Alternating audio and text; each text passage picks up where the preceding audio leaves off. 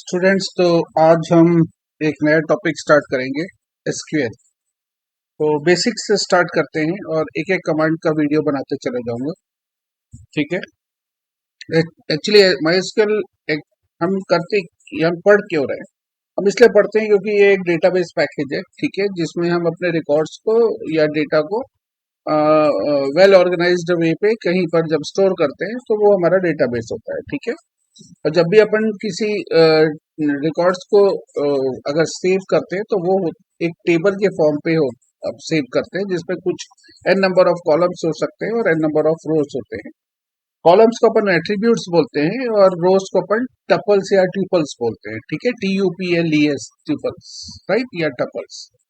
सो सबसे पहला जो क्वेश्चन हमारा यहाँ पर बनेगा वो रहेगा how to create any database. सबसे पहले हमको डेटाबेस बनाना सीखना है। DATABAS, how to create a database.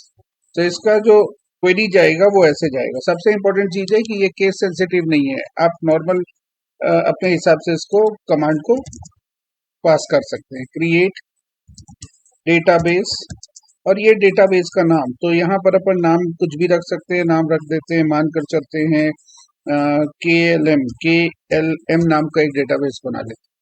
ठीक है, या XYZ या PPP नाम का एक डेटाबेस बना लेते हैं। तो ये जो भी नाम डेट आपके क्वेश्चन पेपर में लिखा रहेगा वो आप उस नाम से डेटाबेस क्रिएट कर सकते हैं। याद रखने की बात है कि सेमीकोलन से ही क्वेरी को अच्छा, यहाँ पर एक नया आ गया, डेटाबेस ऑलरेडी एग्जिस्ट कर रहा है। ओके, नो इशू, नाम कुछ और रख लेते हैं। क्रिएट डेटाबेस, कुछ भी नाम रख सकते हैं। तो फॉर एग्जांपल इस बार रख देते हैं अपन यहाँ पर FFF। ओके, और अब ये यहाँ पर देखो एक डेटाबेस बन गया। ओके, FFF नाम से। तो इस प्रकार के अगर मेरे पास 40 स्टूडेंट्स हैं तो, या 40 एम्प्लॉयज हैं जो किसी कंपनी में काम कर रहे हैं, हर एम्प्लॉय अगर अपना एक एक डेटाबेस क्रिएट करता चले जाएगा तो ऑल टुगेदर मेरे पास बहुत सारे डेटाबेसेस बन जाएंगे।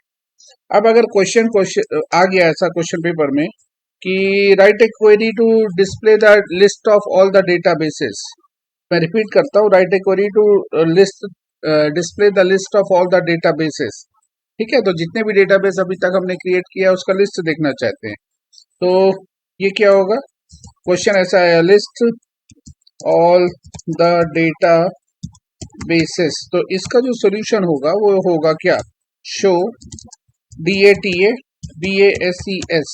याद रखना ये डेटा बेसिस है। तो यहाँ पर देखो ये लिस्ट ऑफ डेटा बेसिस आ जाएगा जो जो अभी तक हमने क्रिएट किया है। ठीक है, यहाँ पर देखो अभी हमने FFF क्रिएट किया। तो ये अब इतने बड़ी लिस्ट में से ये 40, 400, 450 जो भी number of n number of list databases आपने क्रिएट किया उसकी लिस्ट आपको दिख रही है। अब किसी एक डेटाबेस को यूज कर कर हम क्या करते हैं, उसके अंदर टेबल बनाते हैं। तो अगला अगर क्वेश्चन ऐसे किया कि how to use any database, मतलब आउट ऑफ गिवन लिस्ट आप किसी एक डेटाबेस को यूज करना चाहते हैं। फॉर एग्जांपल मान के चलते हैं कि अभी हम CBSE 21 हमारा एक, और देखो यहाँ पर ऊपर से सेकंड वाला डेटाबेस बना हुआ उसको यूज करना चाहता हूँ। तो यूज उस डेटाबेस का नाम, तो मेरा डेटाबेस का नाम क्या है? CBSE, जिसको मैं यूज करना चाहता हूँ। तो ये हो गया CBSE 21 और ये लगा दिया सेमीकोलन। तो यहाँ पर देखो एक मैसेज आएगा डेटाबेस चेंज, मतलब मेरा जो कमांड है जो मेरे को लिखने पे मार्क्स मिलेगा वो है यूज CBSE 21, राइट। तो यहाँ एक चीज याद रखना कि जो हमारा कमांड है वो इंपॉर्टेंट है। केस स्टडी क्वेश्चन या कॉम्पिटेंसी बेस्ड क्वेश्चन आ सकता है। तो ये use CBSE 21 means name of the database से उस डेटाबेस तक पहुंच जाते हैं जिसको यूज करेंगे टेबल क्रिएट करने के। नेक्स्ट क्वेश्चन अगर आ गया, ये वैसे मोस्टली आता नहीं है ये वाला कि how to create a table, how to create any table. तो इस डेटाबेस के अंदर आप एक टेबल को क्रिएट कर सकते हैं। तो एक छोटा सा टेबल क्रिएट करता हूं मैं, ज्यादा अभी बड़ा वाला नहीं करूंगा। क्रिएट टेबल, टेबल का नाम कुछ भी रख लेते हैं अपन, मान लेते हैं G20, है ना, फॉर एग्जांपल G20 टेबल का नाम रख लेते हैं, राइट। अब यहाँ पर मैंने ब्रैकेट स्टार्ट किया और एक फर्स्ट कॉलम रख दिया एम्प्लॉय का नंबर, किस टाइप की वैल्यू रखेगा, ये इंटीजर टाइप की वैल्यू रखेगा, और ये उसका साइज है, साइज मानकर चलते हैं यहाँ पर, साइज यहाँ पर दे दिए कुछ भी 6 सपोज या 5 यहाँ पर। तो इसका मतलब ये नहीं होता है कि 5 एम्प्लॉय नंबर आप दे सकते हो, इसका ये मतलब होता है कि 5 डिजिट का मैक्सिमम नंबर आप, मैक्सिमम वैल्यू वो हो सकती है। तो 5 डिजिट का मैक्सिमम नंबर होता है 99,999, राइट। तो 1 से लेकर 99,999 एम्प्लॉयज तक के डेटा आप इस पे रख सकते हो।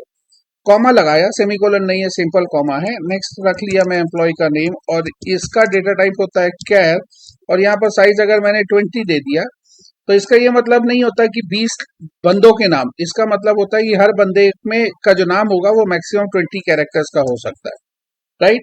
एम्प्लॉय नंबर के बाद अगर आप सैलरी या सेल कुछ रख लो तो ये भी इंटीजर रख लो, इंटीजर, और यहाँ पर भी सैलरी में आप 5 6 कुछ दे उसका साइज डाल दो, क्योंकि लैक्स कई 1 लाख रुपए, 10 लाख, 5 लाख सैलरी भी मिलती है, तो उसका साइज मैंने 6 रख दिया, ठीक है।